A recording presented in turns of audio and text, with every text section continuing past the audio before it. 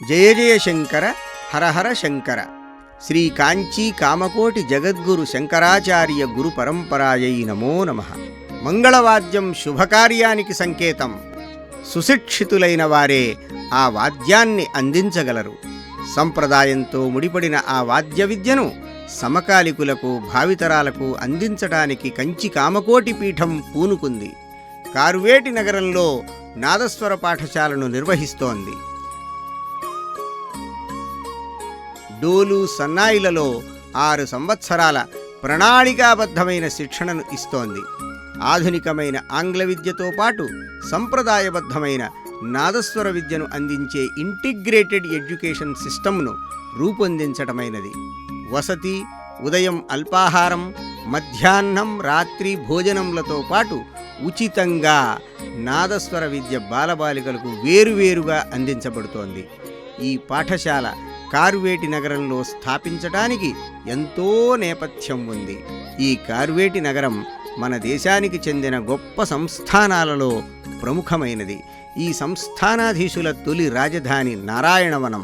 తిరుమల శ్రీ వెంకటేశ్వరుని మామగారైన ఆకాశరాజు వంశీకులైన ఈ సంస్థానాధీశులు క్రమంగా కార్వేటి నగరాన్ని రాజధానిగా చేసుకుని పాలించారు. 1786 సంవత్సరాల నాటి శ్రీ సదాశివేశ్వర ఆలయ శాసనం ఈ ప్రాంత పవిత్రతను, చరిత్రను తెలుపుతోంది. శ్రీ సంతాన వేణుగోపాలస్వామి ఆలయం ఈ పట్టణానికి అలంకారంగా శోభిల్లుతూ ఉన్నది. 17 ఎకరాల విస్తీర్ణంలో ఉన్న స్కంద పుష్కరిణి ఆసియా ఖండంలోనే 2వ పెద్ద సరస్సుగా చెప్పబడుతూ ఉన్నది. 68వ కంచి కామకోటి పీఠాధీశ్వరులు శ్రీ శ్రీ శ్రీ చంద్రశేఖరేంద్ర సరస్వతీ స్వామివారు తొలిసారిగా 1932వ సంవత్సరంలో ఈ కార్వేటి నగరాన్ని సందర్శించారు. 1971-72వ సంవత్సర కాలంలో 7 నెలల పాటు వారు తమ శిష్యులు శ్రీ జయేంద్ర సరస్వతీ స్వామితో కలిసి ఇక్కడ బస చేశారు. కంద పుష్కరిణిని ఆనుకుని ఉన్న కొండపై తపస్సు చేసి సుబ్రహ్మణ్యేశ్వరుని ప్రతిష్ఠించారు. పుష్కరిణికి ఒక ప్రక్క శ్రీ కామాక్షి పాదుకలను, శ్రీ ఆదిశంకర భగవత్పాదుల పాదుకలను ప్రతిష్ఠించారు.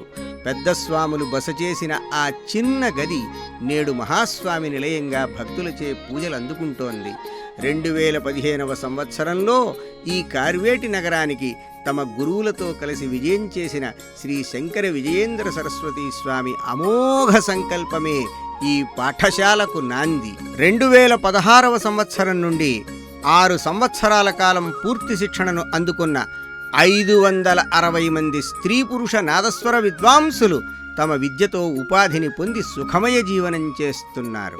2025-2026 విద్యా సంవత్సరంలో ఈ పాఠశాలలో ప్రవేశించిన 126 మంది బాలురు, 70 మంది బాలికలు నాదస్వరం, డోలువాద్యాలలో శిక్షణ పొందుతూ ఉన్నారు. వివిధ ప్రదేశాలలో జరిగే ఉత్సవాలలో తమ వైదుష్యాన్ని ప్రదర్శిస్తూ ప్రముఖుల మన్ననలను అందుకుంటున్నారు. నాదస్వర విద్యతో పాటు ఈ పాఠశాలలో విద్యార్థులకు నాటు వైద్యం, మూలికా వైద్యం నేర్పబడుతున్నాయి. బాలురు ఈ పాఠశాలలో తమ కులవృత్తి అయిన క్షురక వృత్తిని కూడా అభ్యసించి స్వయం ఉపాధిని పొందుతున్నారు. కుంభకార పాఠశాల కూడా కులవృత్తిదారుల కోసం నిర్వహించబడుతోంది. సంప్రదాయ పరిరక్షణకై పాటుపడుతూ ఆధునిక విద్యను మేళవించి నేటి తరాలకు, భావితరాలకు విద్యా నైపుణ్యాలతో పాటు ఉపాధిని అందిస్తూ ఉన్న కంచి కామకోటి పీఠం చేసే ఈ కృషికి మనవంతుగా సహకరించటం ద్వారా మన జీవితాలను సఫలం చేసుకుందాం.